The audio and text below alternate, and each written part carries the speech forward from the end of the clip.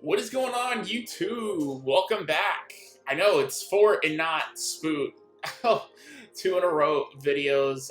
Spoot got called into work again today, so he for sure though promises me he's recording some videos for you guys for Wednesday's upload for Sinoalice though. So he'll have some stuff prepped for you guys tomorrow. But anyway, today we're going to be talking about how I was able to beat verse 3 of the Emil raid. So to show you guys here, and I know technically you guys could say I just got a drop, but I don't think the raid's up right now, so I can't show you. I got the first time clear, but you guys see here, obviously we do have the Emil Nightmare disembodied head.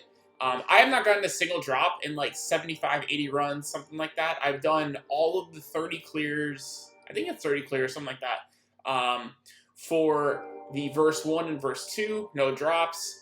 And I've done verse 2 multiple times to try to get other drops, just like the random drops at 2%. Haven't gotten any. My only drop I got was from the guarantee verse 3 clear. So I'm going to show you guys the video, and we'll kind of go, when we play it, we'll kind of go over the thought process. It is not a clean run at all. I think we cleared it with some CPUs.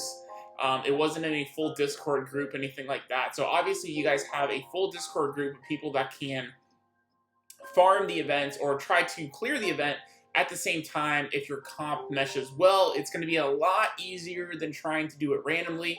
I did have my boy Rooks, who's another DPS user in my guild, with me, but I believe we had CPUs in there, so like during one of the waves when you're supposed to recharge SP, they weren't doing that. They were just attacking. So it did go well. But I'll show you guys what my gear setup is. I did use my A2 team. So we're almost at 117,000, so pretty cool there. And these are our gear setups, so you guys see here.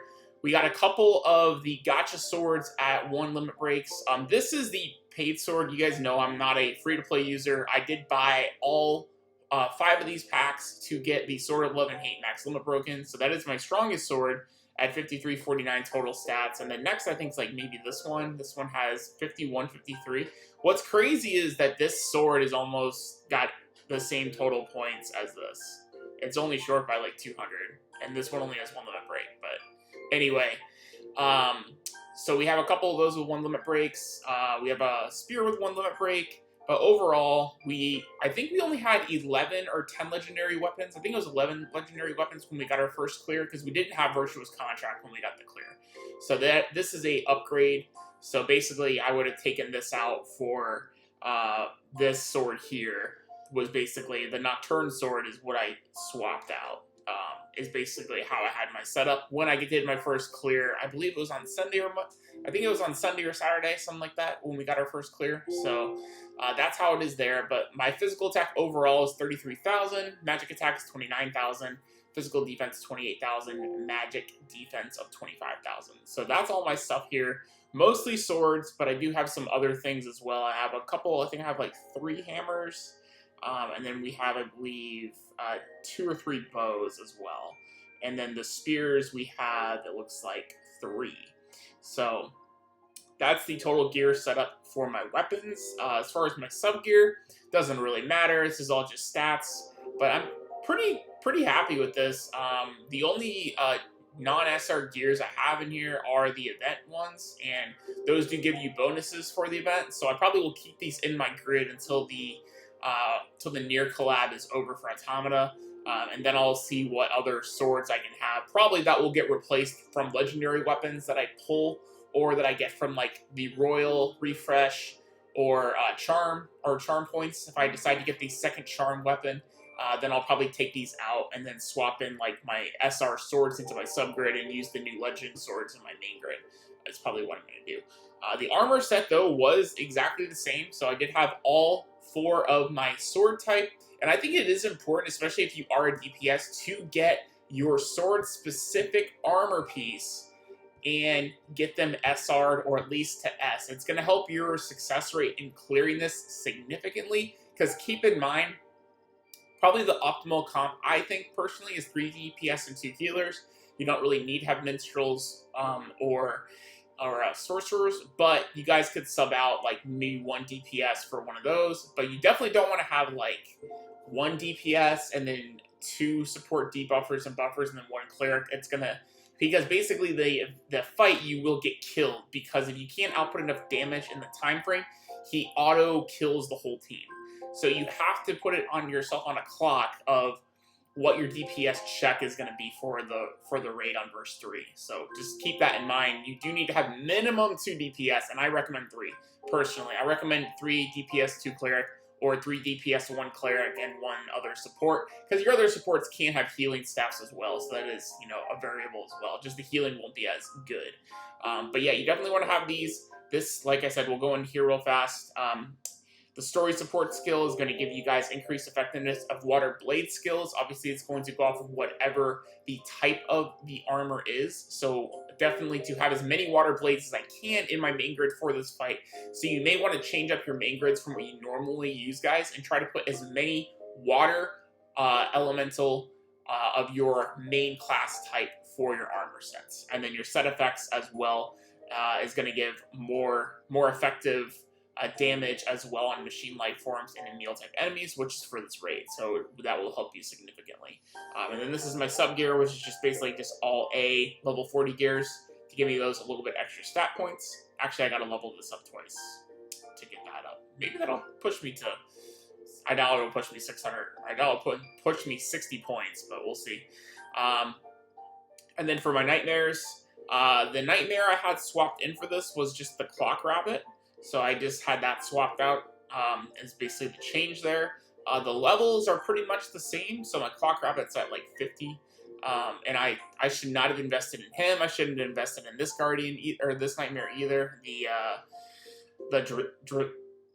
Drillzia, however you pronounce it, the jealous serpent. I should not have leveled those either. This guy actually is a way better stat spec than either of those, even only being an S. So yeah, if I would have known that, I wouldn't have invested in them. But those are my sub. Like I said, not your sub class for nightmares doesn't really matter. You eventually are going to replace things and swap things from your main grid, sub grid, things like that. And like I have all these A's I got to replace from just the story eventually. So eventually we're going to do that as well. But right now I want to focus on trying to get as much of my main grid nightmares leveled up as possible.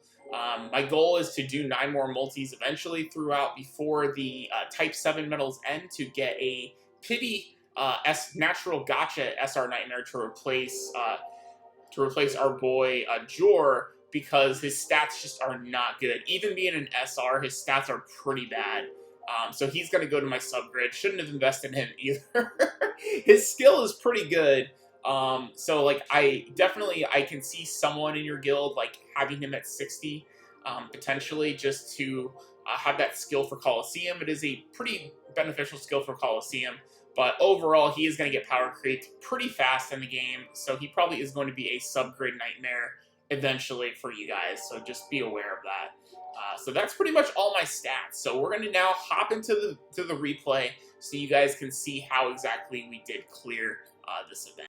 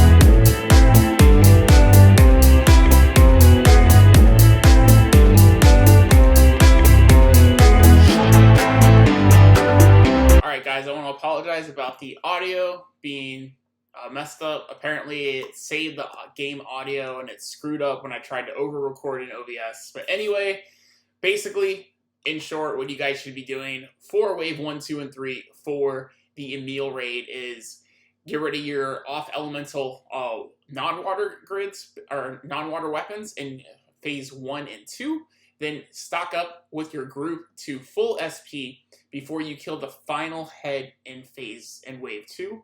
And then when you go in there immediately, I would recommend using Freeze Golem or another water booster. And then after that, prioritize depending on what nightmares you guys have access to in your teams of what you guys want to do from there. But the main goal after you guys then deplete what's left of your water grid is when you restore your SP is you want to be trying to get as many water attacks in after that to beat the time crunch of before he just kills your whole team. So I hope this video was helpful to you guys. If you guys did enjoy it, make sure you guys drop a like down below, hit subscribe if you guys are new, and ring that bell so you guys do not miss the next upload here on the channel. I appreciate you guys watching today, and I'll see you all in the next video.